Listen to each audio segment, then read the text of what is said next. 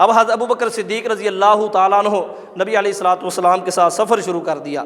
اب جب سفر شروع ہوا اللہ اللہ تو کبھی حضرت ابوبکر صدیق رضی اللہ تعالیٰ عنہ آگے ہوتے ہیں، کبھی پیچھے ہوتے ہیں، کبھی دائیں کبھی بائیں۔ نبی علیہ الصلوۃ والسلام نے پوچھا ابوبکر یہ کیا معاملہ ہے؟ حضرت صدیق اکبر رضی اللہ تعالیٰ عنہ عرض کرنے لگے اللہ کے نبی جب مجھے ڈر ہوتا ہے کہیں دشمن آگے سے حملہ نہ کرے میں آگے چلا جاتا ہوں، کبھی مجھے ڈر ہوتا ہے پیچھے سے حملہ نہ کرے تو میں پیچھے چلا جاتا ہوں، کبھی مجھے ڈر ہوتا ہے دائیں طرف سے حملہ نہ ہو جائے میں دائیں طرف چلا جاتا ہوں، کبھی مجھے ڈر ہوتا ہے بائیں طرف سے حملہ نہ ہو جائے میں اسی طرف ہی چلا جاتا ہوں۔ تو آپ علیہ الصلوۃ والسلام نے فرمایا ابو بکر آپ کی بات سے مجھے ایسا لگتا ہے جیسے آپ یہ چاہتے ہو کہ میں پیغمبر اللہ کا بچ جاؤں اور تم قتل ہو جاؤ۔ حضرت ابوبکر صدیق رضی اللہ تعالیٰ عنہ عرض کرنے لگے اللہ کے نبی ہاں میں یہی چاہتا ہوں کہ میں آپ کی جان بچاتے بچاتے میں شہید ہو جاؤں۔ یہ ان صحابہ کرام کے جذبات تھے۔ ادھر جناب غار ثور کے قریب تشریف لے گئے، چلتے چلتے اب آرام کرنا تھا، مسلسل سفر کیا ہوا تھا غار ثور میں۔ اب دیکھیں حضرت ابوبکر صدیق رضی اللہ تعالیٰ عنہ کی اپنی ذات کے اعتبار سے اور خاندان کے اعتبار سے قربانیاں کیا ہے۔ غار ثور میں جب جانے لگے حضرت ابوبکر صدیق رضی اللہ تعالیٰ عنہ نے نبی علیہ الصلوۃ والسلام کو پیچھے روک دیا، عرض کرنے لگے اللہ کے نبی آپ تشریف فرما ہو، میں ذرا غار میں جاتا ہوں صفائی کر کے آتا ہوں۔ اندر تشریف لے گئے، جا کر غار کے اندر جو بھی جالے تھے ان کو صاف کیا اور جتنے بھی سوراخ تھے اور اپنے کپڑوں کے جو ہے لیرے بنا کر پھاڑ کر ان تمام سوراخوں کو بند کر دیا۔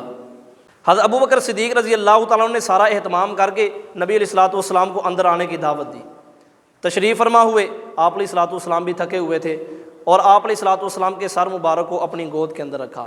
میرے دوستو روایات میں آتا ہے کہ جب غار ثور پہ چڑھنا تھا اس پہاڑی کے اوپر تو حضرت ابوبکر صدیق رضی اللہ تعالیٰ عنہ نے نبی علیہ الصلوۃ والسلام کو اپنے کندھوں پہ اٹھا لیا تھا۔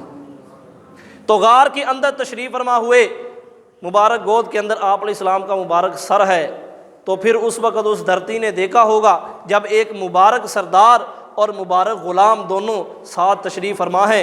یہ بات یاد رکھیں کہ آپ علیہ الصلوۃ والسلام کے مبارک جسم پہ اللہ رب العزت کی ہر وقت ہر لمحہ رحمتیں برستی رہتی ہیں۔ پیغمبر کا جو جسم ہوتا ہے یہ تجلیات اور مجلہ ہوتا ہے، اللہ کی رحمت اور توجہ کائنات میں سب سے زیادہ اپنے پیغمبر پہ ہوتی ہے۔ تو اب جب نبی علیہ الصلوۃ والسلام کے مبارک جسم کے ساتھ حضرت ابوبکر صدیق رضی اللہ تعالیٰ عنہ کا مبارک جسم اٹیچ تھا تو گویا کہ اللہ کی رحمتیں جیسے حضور پہ آ رہی ہیں اسی طرح صدیق اکبر پہ بھی آ رہی ہیں۔ تو یہ حضرت ابوبکر صدیق رضی اللہ تعالیٰ عنہ کی خصوصیت ہے۔ اب ایک سوراخ دیکھا وہ کھلا ہوا تھا، اس کے اوپر اپنی ایڑی رکھ لی، اس کے اوپر اپنی ایڑی رکھ لی کہ کہیں یہاں سے مضر چیز نکل کر نبی علیہ الصلوۃ والسلام کو نقصان نہ پہنچائے۔ یہ آپ علیہ الصلوۃ والسلام کے ساتھ تعلق اور وفاداری۔ جب غار کے اندر موجود تھے تو وہاں اپنے کپڑوں کی قربانی تک دی حضرت ابوبکر صدیق رضی اللہ تعالیٰ عنہ نے، اور پھر اس سے نکلنے والا اس سوراخ سے ناگ اس نے حضرت ابوبکر صدیق رضی اللہ تعالیٰ عنہ کی مبارک ایڑی پہ ڈس لیا۔ تکلیف ہوئی، برداشت کی، ہلے نہیں کہیں نبی علیہ الصلوۃ والسلام کی نیند خراب نہ ہو جائے، آپ علیہ الصلوۃ والسلام کا سکون میں کوئی خلل نہ واقع ہو جائے، اور ایسے آنکھوں سے آنسو نکلے اور وہ آنسو آپ علیہ الصلوۃ والسلام کے مبارک چہرے پر پڑے۔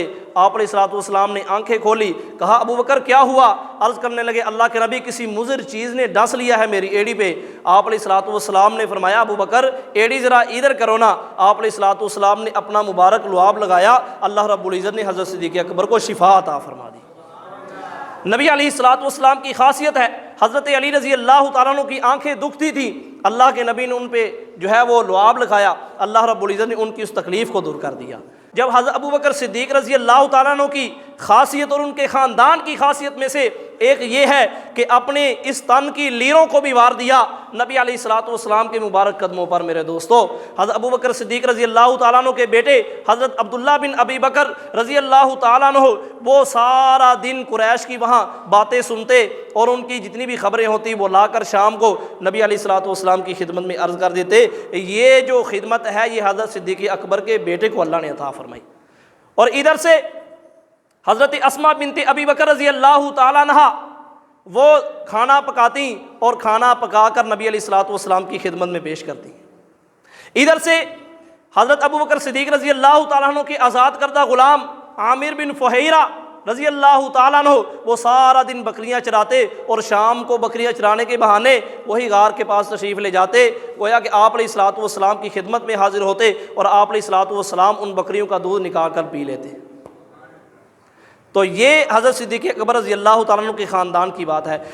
تبارك الذي نزل الفرقان على عبده ليكون للعالمين نذيرا